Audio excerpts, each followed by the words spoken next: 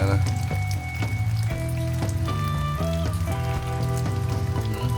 You do that?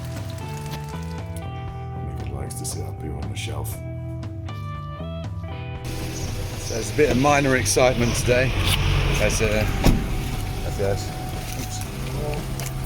bit of package being sent off. A paddleboard going back to England. Something's happened.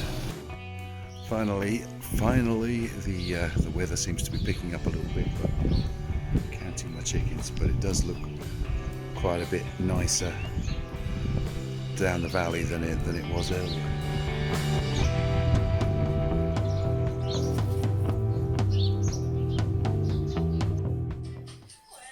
So I am currently just about to head off actually into the outside world, but at the moment I am doing editing for this festival, sorting out people's photographs, the ones that have sent them through, that is, which isn't everybody, but you know, like what we're going to do, musicians, eh? And you'll see more about this, the Lockdown Festival, later on today, and also in other versions of this.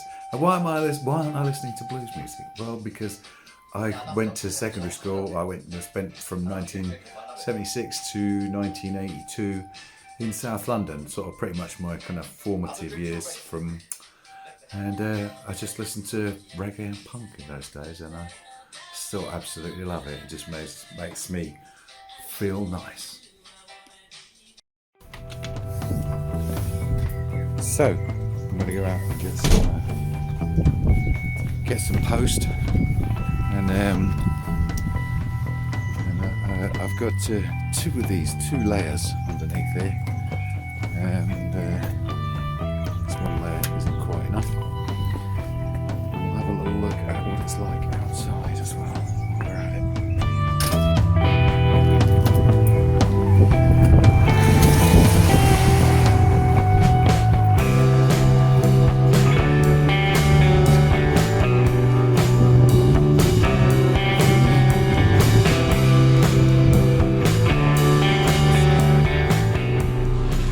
So the thing is, there's supposedly the army are out,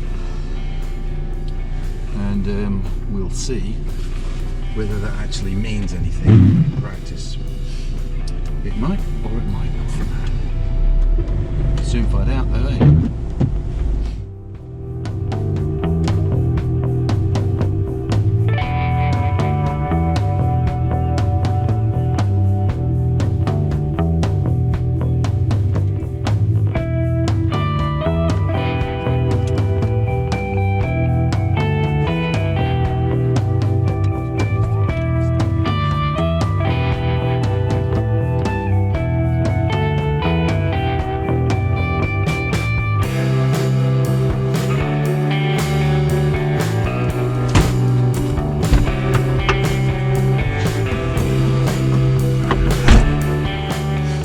So, no police, no army, it's just a stunt really.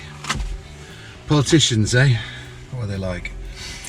Our mayor here is in a coalition, and just before this all started, he was kind of possibly going to be deselected, and they were calling for another election, and so his whole thing could be, a cynic might think that it was to do with appearing tough so that he could get a bit of political support.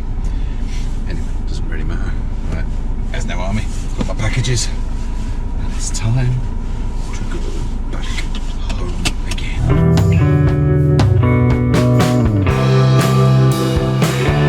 This is Hutch. Hutch is one of our team at British Recycle Plastic. Say hello, Hutch. Hello. Hello.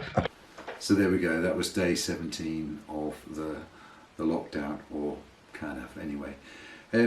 What happened today, really, not a huge amount. I've been editing my photographs for the lockdown festival, the third and final one of our lockdown festivals this Saturday, April the 4th. and that's been fun. That has been fun. The first one was amazing because it was just brand new. It was just something that I thought ought to work, and I'd kind of worked it out mentally how everything should sort of fit together, and got a little gang together, and said, "What do you think? Should we do this? Do you think it'll work?" And they were like, "Yeah, of course it'll work."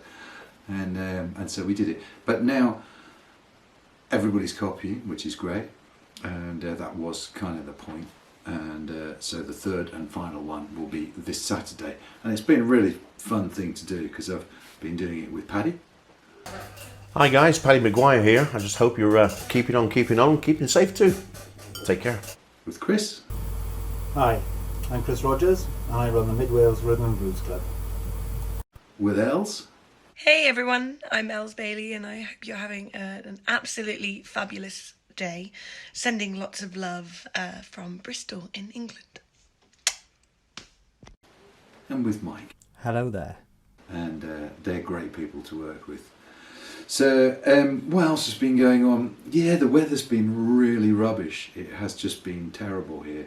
Tomorrow it's supposed to be sunny, so hopefully it will be sunny, and that will lighten the mood because it has been pretty difficult.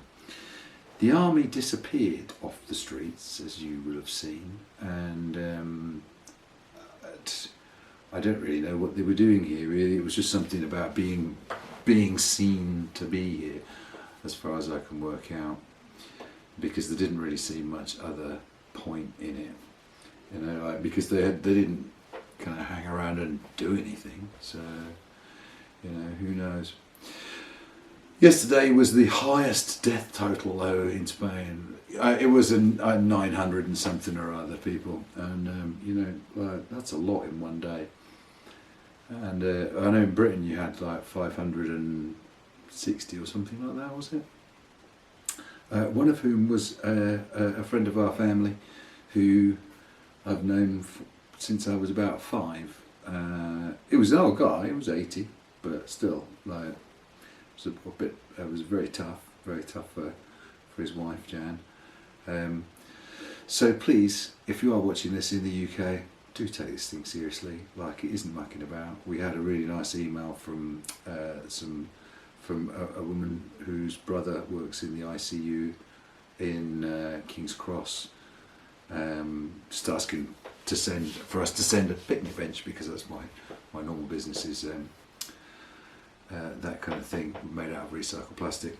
So we are going to send something down to them, because they've really got anywhere to go either. When they have these small little breaks, they're just, you know, they've got very little provision. And 10 years of kind of running the health service down has kind of taken its toll, really. Anyway, please stay at home. I might do another one of these tomorrow. I don't really know, but yeah, but if it's sunny, I probably will. And you can I can show you. Maybe I'll do that. If it's sunny tomorrow, I'll show you the garden, and we can have a little look out there, and I could show you down the view down the valley, because that's also very nice. Our little town, you know, like it's been tough here. It has been tough here, particularly since the doctor. Well, there's 2 doctors here, Oscar and Juan, and Oscar was diagnosed with COVID-19 on the afternoon of the day that I went to see him in the morning. I went at 9 o'clock in the morning, and in that afternoon he felt a bit sick and had a test and was found to be positive with coronavirus, as were 3 of the nurses in the surgery and the local ambulance driver. When I was in there, he was, of course, in classic Spanish style, shook my hand as I went in and as I left. He listened to my chest, listened to my back, checked my throat, and all those kind of things. So I was pretty concerned that I might have picked it up from him, but actually I think I had already had it at the beginning of February, and when I was really splattered down, and So, and I've had this cough ever since, which was diagnosed as being an allergy to a particular sort of blood pressure tablet and all these different sorts of things. But in reality, who knows? I would have assumed that under the circumstances, due to the close proximity that I was with the doctor, that I would have caught it if I hadn't had some kind of immunity.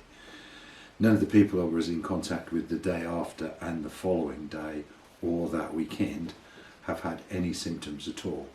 So I do consider it very probable that I didn't get anything from this person who was positive, breathing all over me and being in such close proximity, when I would have done rationally. So I don't know though, because like governments aren't testing, are they? They're not in a proper way, and the statistics are all being manipulated. The only one that really counts is, you know, the number of people who've died, because everything else is all kind of smoke and mirrors. Because I can't get a test, because I'm not showing really strong symptoms. Not now, I'm not. So who knows? Anyway, thank you for watching, and I am going to I'm going to go and watch a bit of TV and have some food.